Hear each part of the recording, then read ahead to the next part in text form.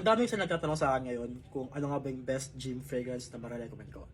For me, as someone na mag-start pa lang na mag-gym, actually start ko ngayon, hindi ko rin alam.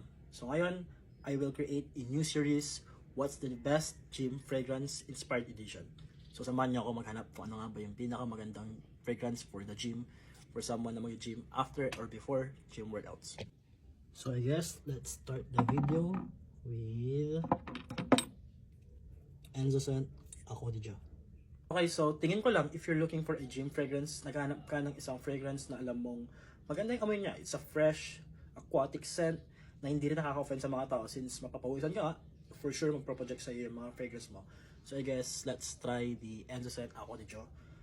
Maybe, usually ginagamit ko siya mga 5 to 7 sprays, pero I think I will use 5 lang since ayoko naman masyadong maka-offend ng mga tao na tipo na maamoy nila ako na sobrang nagpabango pa ako para mag-gym. Pero yun nga, let's try 5. So 1, 2, 3, 4, and also 5. Yun lang. So let's see kung magiging maganda ba yung performance niya or kailan siya magkatagal sa akin.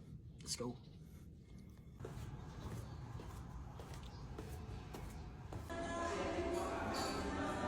It's such a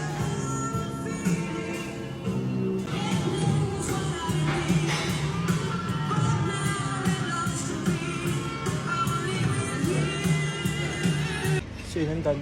Fuck. Actually, hindi pa ako pagod. Hindi pa ako pagod actually.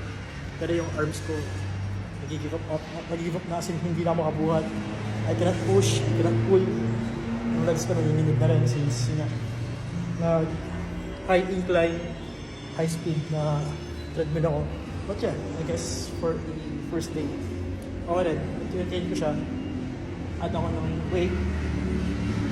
So yun nga, ginagawa ko kasi is until failure.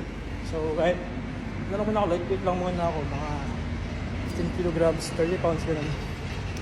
Until masanay ko na yung weight na kaya ko. But yeah, yun lang. Ngayon na gusto ko kumain ng sisig tapos only rice. Tapos maraming chicken oil. Tapos tatagdagan pa ng shake. Saka lang bawal eh.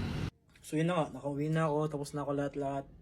It's been a tiring day and medyo nakakaya kasi ako lang may hawak ng phone noon kasi pinapanood ko yung TikTok videos ni Fit Dad Lex or Super Science Coaching. Kasi yun na nga, first time ko wala yung coach, so wala magagawa. Hindi ako yung time namin ng coach tsaka sa time ko since I started around 8. And ang plano ko is 7 AM hanggang 9 AM everyday or 7 AM onwards. But yun na, anyways, stop with the gym. Let's talk about the Enzo Scent. So yun na nga, after ko siya gamitin, siguro hindi na siya masyadong nagtagal since napawisan ako. Medyo disappointed ako since 2 hours lang siya. Ang ganda ng amoy niya. Pero napansin ko rin na hindi rin siya ganun nag-project. And ang bilis lang talaga niya mawala. So, yun. Is this a good gym fragrance? Maybe not, maybe yes. Pero sa akin, hindi siya para sa akin. So, I will rate it as 5 out of 10. Maganda amoy niya. Pero yung projection and longevity niya sobrang baba.